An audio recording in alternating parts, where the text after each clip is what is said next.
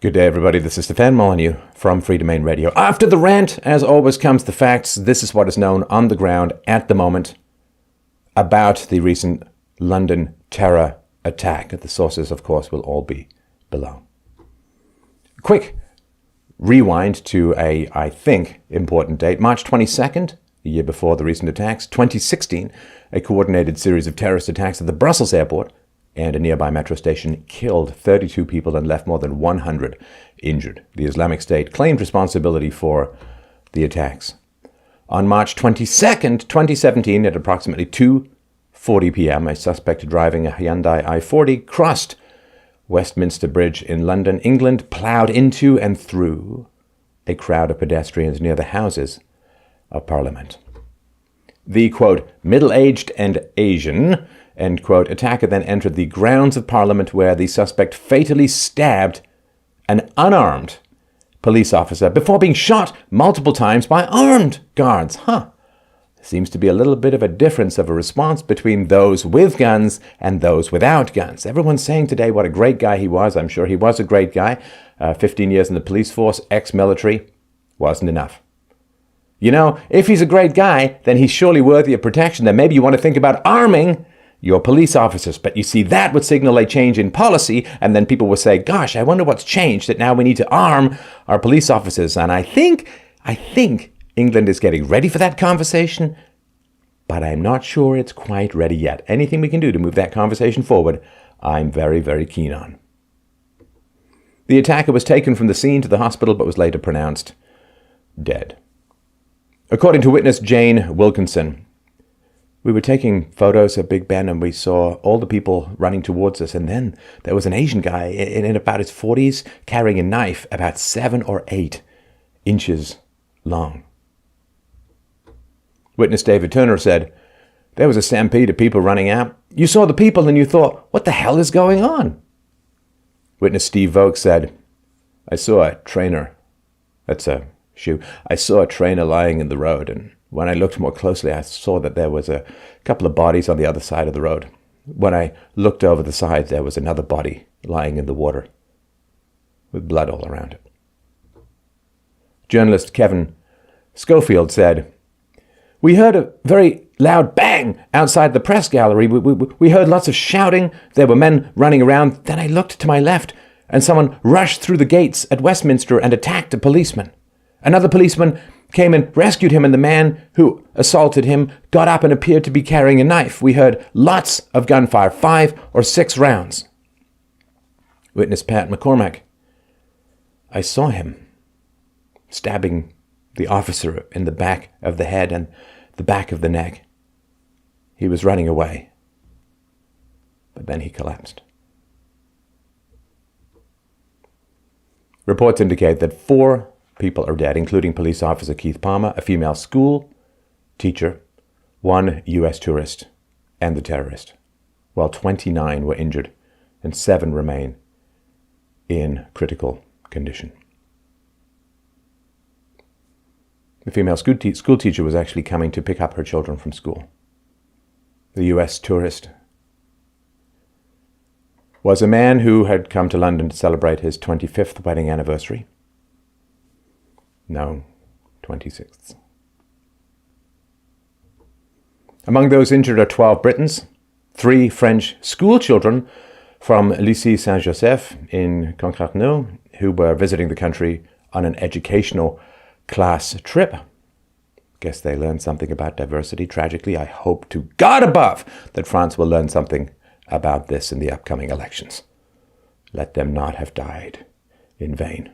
There were 2 Romanians, 4 South Koreans, 1 German, 1 Chinese, 1 Irish, 1 Italian, 1 American, and 2 Greeks. I guess diversity is a strength when it comes to targeting. Now this, of course, neither the first nor the last vehicular attack to be perpetrated in this way. The use of a vehicle as a weapon is certainly consistent with the instructions recently promoted by the Islamic State. Because you know what's wonderful? That white people invent all of this wonderful technology, which is then used to kill people from all around the world. And that's really, I think, been the point of it all. Because in August 2016, 86 people were killed when a truck plowed through a crowd in Nice, France on Bastille Day. November 2016, 11 people injured when a Somali immigrant drove a car through a crowd of students at Ohio State University and then began slashing people with a butcher knife, similar to this attack, of course, car plus knife. In December 2016, 12 people were killed when a truck plowed through a Christmas market in Berlin, Germany. And this very day, the day after, March 23rd, 2017, Belgian police arrested a man after he tried to drive into a crowd at high speed in a shopping area in the port city of Antwerp. His car also was full of weapons. It has been reported that Prime Minister Theresa May was only 40 yards away from the scene of the crime, voting after Prime Minister's questions, but was quickly whisked away by her security detail. See, don't worry everyone, she gets a security detail, which means that you're perfectly safe as well. It has been speculated that May's presence could have been the impetus for the attack. Naturally, feminists around the world launched into intense vitriol against the member of a patriarchal ideology that was attacking a female political leader, except they didn't, did they? Why not? Because they're useful eggs for globalism. Conservative women, you see, pretty much expendable in the march to bigger and more powerful governments. The Metropolitan Police said, "We are treating this as a terrorist incident until we know otherwise." Metropolitan Police Assistant Commissioner Mark Rowley said, "This is a day we planned for, but we hoped would never happen. Sadly, it is now a reality." The Islamic State has claimed responsibility for the attack. Naturally, of course, everyone goes on a massive hashtag campaign, sometimes even saying "Pray for London," changing the flags on their profile pictures and refusing to have any kind of real conversation about anything until it happens again, in which case the same cycle of avoidance and misrepresentation and attacks on anyone who brings up anything real will commence again. Prime Minister Theresa May, March 22nd, 2017, said, "The location of this attack was no accident. The terrorists chose to strike at the heart of our capital city, where people of all nationalities, religions, and cultures come together to celebrate the values of liberty, democracy, and freedom of speech." Because, just saying stuff makes it true. Sure, everyone is equally devoted in England to the concept of freedom of speech, which is why nobody ever talks about blasphemy laws or attacking people for insulting their religion or wanting to restrict people's criticisms of their religious edicts. Everyone's totally and completely dedicated to freedom of speech. And I can click my heels 3 times and go to Kansas. She went on to say, "The values our parliament represents: democracy, freedom, human rights, the rule of law, command the admiration and respect of free people everywhere. That is why it is a target for those who reject those values." Right. See, here's the thing. When you bring immigrants in and you pay them huge amounts of welfare and benefits and bonuses and give them free healthcare and free education for their kids and so on, you don't actually know if they're there for your values, Teresa, or whether they're there for the money. If you pay a woman to kiss you, you don't really know if she loves you. In fact, you're pretty sure she doesn't. So saying that everyone's congregated in England because of a love for English values, well, why don't you test that? Cut off welfare for immigrants and just see how much they love British values. It's really, really important. If you think your friends are your friends, stop buying them everything all the time and see if they're really your friends. Just a thought, because I think we all like empirical evidence when it comes to establishing the truth or falsehood of a very important proposition. London Mayor Sadiq Khan, March 23rd, 2017, he said, "We must never accept terrorists being successful. We must never accept that terrorists can destroy our life or destroy the way we lead our lives. We must never accept politicians not being accessible to the public. We must never accept a situation where people try to divide Christians, Jews, Muslims, Sikhs, Hindus from each other, of those who are not members of organized faiths. We must never accept a situation where people can incite hatred against people because of the faith they belong to." Right, so don't get upset with Islam. Straight to that narrative. There are some changes in behavior. Of course, the whole point of terrorism is to get you to change your behavior. We'll never change our behavior, really. Lots of armed guards around Parliament. You've got barricades between the politicians and the street. Not going to let it change your behavior at all, right? Never going to allow it to impinge upon freedom of speech, the right to speak your mind, the right to criticize ideologies all the way across the political and religious spectrum. Never going to change your behavior at all. Never. Well, one thing that is notable about London, I still remain able to be shocked by this information. Do you know that since 2011, there have been 1,500 acid attacks in London? Just since 2011. Now, a third of those were in 2016 alone, which was up 250% from 2015. Now, an acid attack is when someone takes usually sulfuric acid, sprays it in your face, thus disfiguring you for life. 1,500 acid attacks in London since 2011, a third of them just last year. Well, some behavior seems to be changing. Sadiq Khan went on to say, when you think about why terrorists want to attack London, it's because they hate the fact that we don't simply tolerate each other, whether you are Christian, Muslim, Jew, Hindu, Sikh, Buddhist, member of an organized faith or not. We respect, embrace, and celebrate each other. And that's going to carry on. You know, in England, almost a quarter of Muslims want Sharia law. Not noted for its tolerance of other belief systems. So, again, if wishes were horses, beggars would ride. London Mayor Sadiq Khan on the New York terrorist attacks in September 2016. It's part and parcel of living in a great global city. You need to be prepared for these things. You've got to be vigilant. You've got to support the police. They do an incredibly hard job. You've got to support the security services, and I think speculating when you don't know the facts is unwise. Yeah, I mean, it's true. The police do have a particularly hard job. That job has gotten measurably harder since Tony Blair decided to open up England to third world immigration, or accelerate it in 1997. There are ways to make it easier, but that requires changing your policy decisions. So rather than just say support them in the difficult job, how about you make their job a little bit easier? You know, maybe arm them, maybe change immigration policies until things cool down and this supposed integration, which is supposed to magically occur, comes to pass or it doesn't. First thing when you're in the hole, stop digging. And of course, great global city. Do you know the largest city in the world? Tokyo, Yokohama. Almost 38 million people. There's more people living in that city and that region than in all of Canada. And number of recent Islamic attacks, that would be a big giant bagel. A goose egg, 0 bupkis, nothing. So it's not just the giant city. It's not just the giant city. There seems to be some other factor involved. But who knows? Who knows which Sherlock Holmes could finally figure out what that might be? I leave it to you in the comments below to enlighten the world. Sadiq Khan said, it is a reality that I'm afraid that London, New York, other major cities around the world have got to be prepared for these sorts of things. That means being vigilant, having a police force that is in touch with communities. It means the security services being ready, but it also means exchanging ideas and best practice. It's all about playing whack-a-mole. It's all about trying to manage the symptoms and never looking at the causes. In 2009, Sadiq Khan was asked why the United Kingdom government focused its counter-extremist strategy on working with moderate Muslim groups. He said, I wish we only spoke to people who agree with us. I can tell you that I've spent the last months in this job speaking to all sorts of people, not just leaders, not just organizations, but ordinary rank and file citizens of Muslim faith. And that's what good government is about. It's about engaging with all stakeholders.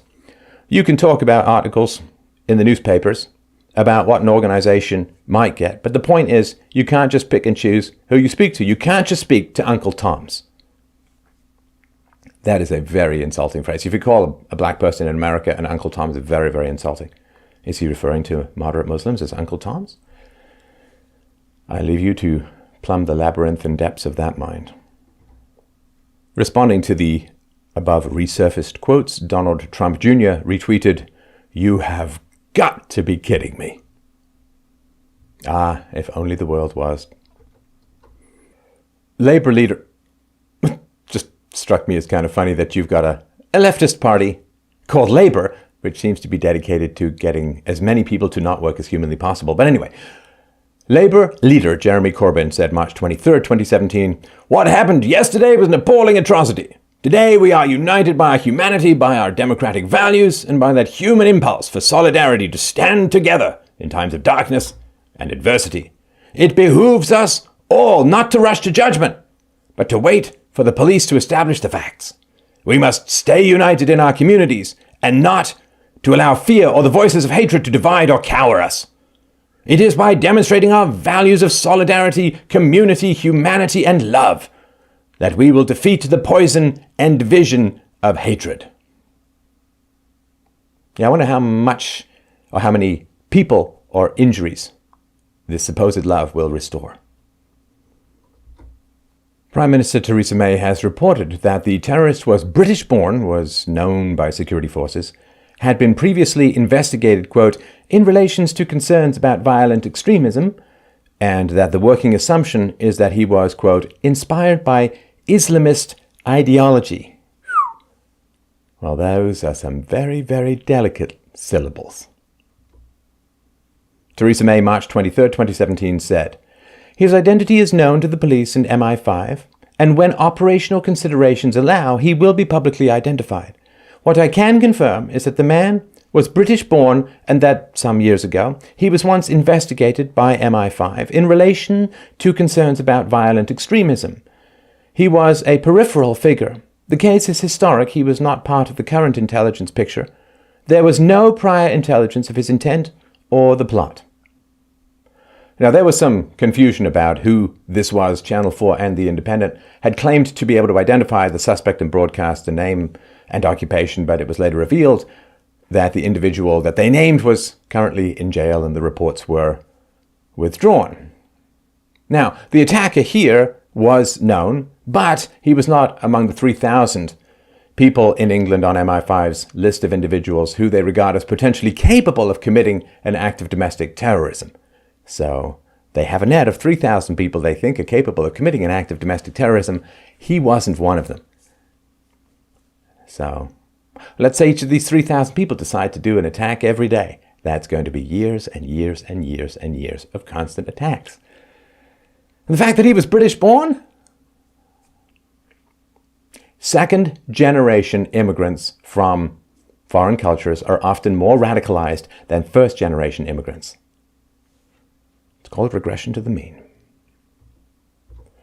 Prime Minister Theresa May, March 23, 2017, said, yesterday, an act of terrorism tried to silence our democracy, but today we meet as normal. We are not afraid, and our resolve will never waver in the face of terrorism.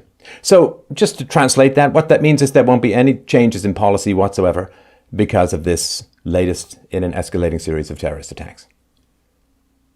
You know, to not notice an imminent danger, to go on as normal, is not the definition of sanity. You're walking down the street, a giant bus that's out of control comes careening down towards you. You're like, I am going to resolve to continue to cross this street as if there is no big giant bus out of control careening down about to wipe me into a small, morally perfect stain on the sidewalk. I will change nothing. You wake up, you got some weird giant lump with bristles and another eyeball growing out of your eyeball. Well, I'm going to continue on with my day. I'm not going to go and see a doctor because I remain unwavering in my commitment that nothing is wrong. This is not healthy. This is not healthy.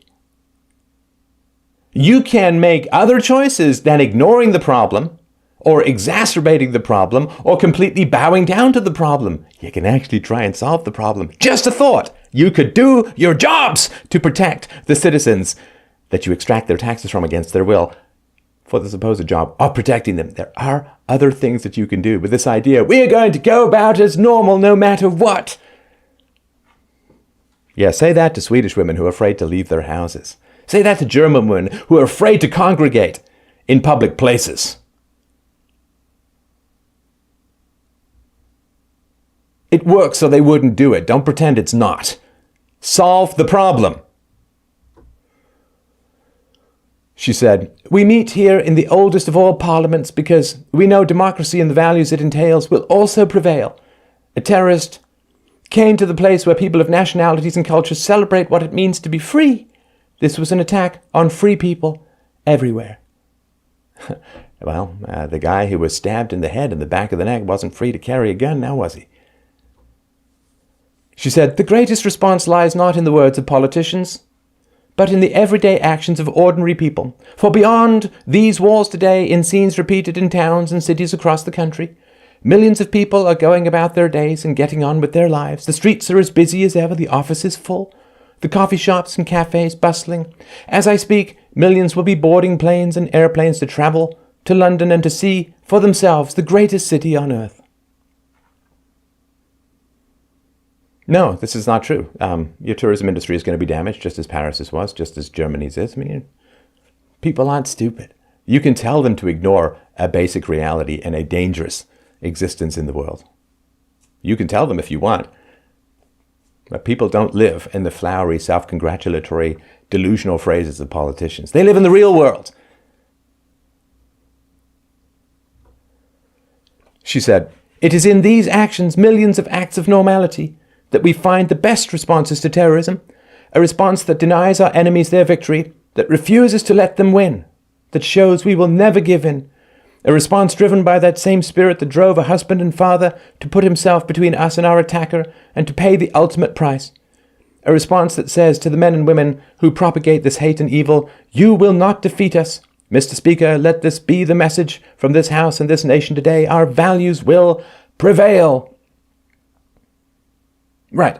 So just go about as if it's normal, right? So the wife of the American guy who was there in London to celebrate his 25th anniversary, what you need to do, get a hand puppet, you see? Pretend your husband is still alive and just have a chat with him and a hand puppet while you giggle at your coffee in the morning. Hey, I got a great idea. How about the two children that the mom was going to pick up after school when she got murdered? Just get a blow-up doll. Pretend that's your mom.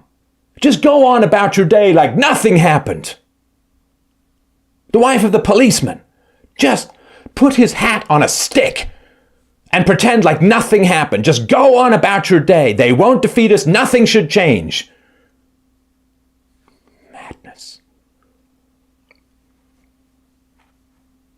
And they say he acted alone, but they won't release his name for operational concerns. Why? If he acted alone, why not release his name? Why have you done a lot of raids and arrested 8 people? England, why, British police force, have you arrested 8 people if he acted alone?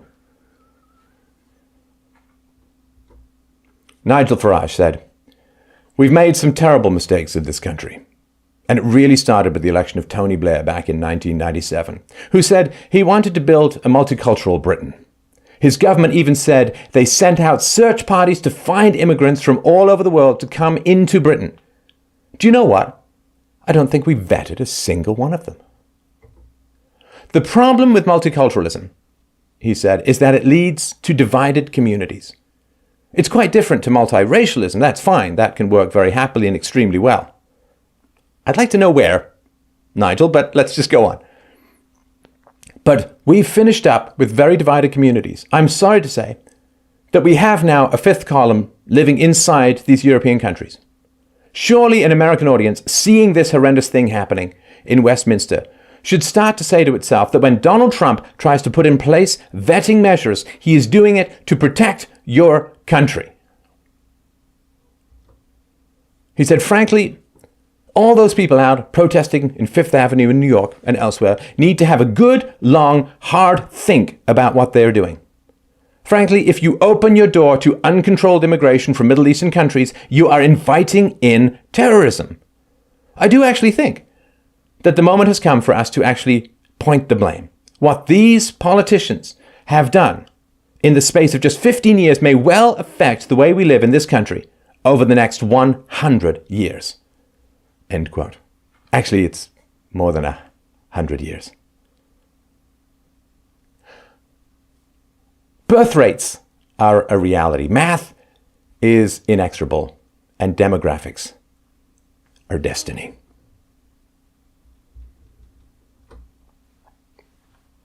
And just as I recorded this, the armed terrorist in Belgium who tried to drive a car into a crowd full of shoppers has been named as Mohammed R. Don't worry, we can solve this all with driverless cars, and that way only the CIA can tell you where to go.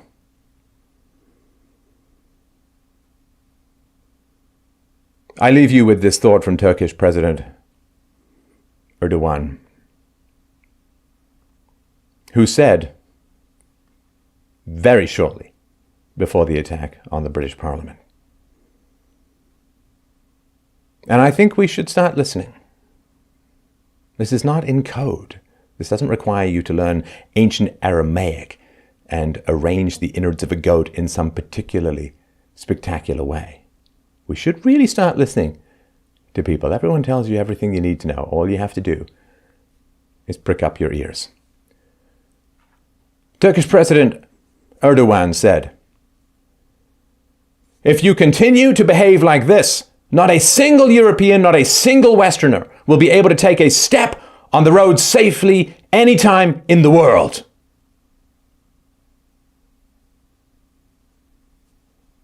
Are you listening?